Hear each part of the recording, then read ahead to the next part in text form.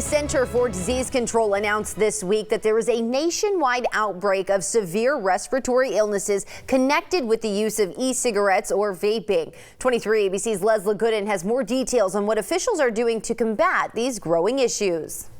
Good evening. A new report released by the CDC is linking vaping and e-cigarettes to lung disease. And a sixth person has died due to vaping. And many across the country are taking action, even right here in our community.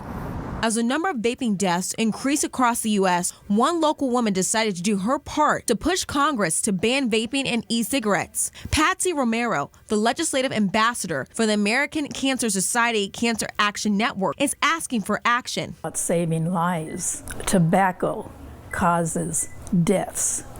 You know, 1/3 of all cancer deaths are related to tobacco.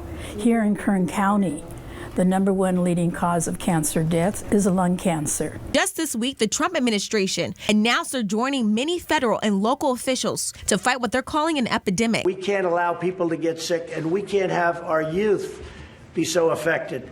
In the coming weeks, the Trump administration plans to clear the shelves of e-flavored cigarettes other than non-tobacco flavored e-cigarette products. He has to ban everything, not just flavors.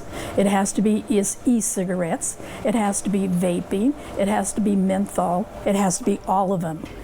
We cannot allow any loopholes that the tobacco company can take off on. Right now, the CDC and multiple national health agencies are investigating a multi-state outbreak of lung disease associated with the e-cigarette product. So far, officials say there are 400 cases of lung illnesses in 36 states, and 6 deaths have been reported in 6 states. So among the reported cases, it's been uneven across the playing field. There have been cases among older population, being 55 or older, and there are a great amount in younger adults, you know, being in the ages of 20 to 40, that have reported symptoms of respiratory issues. Despite what people may believe, officials say e-cigarettes are not a safe alternative to smoking cigarettes. There's a notion that e-cigarettes are safer, and they think that it's a safe thing to do on your pastime.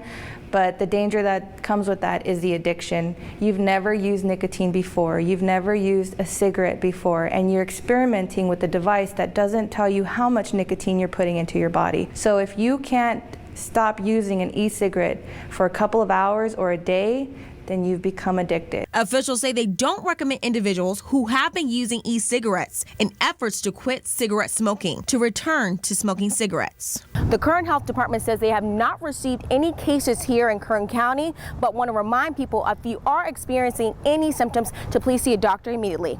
In Bakersfield, Leslie Gooden, 23 ABC News, connecting you.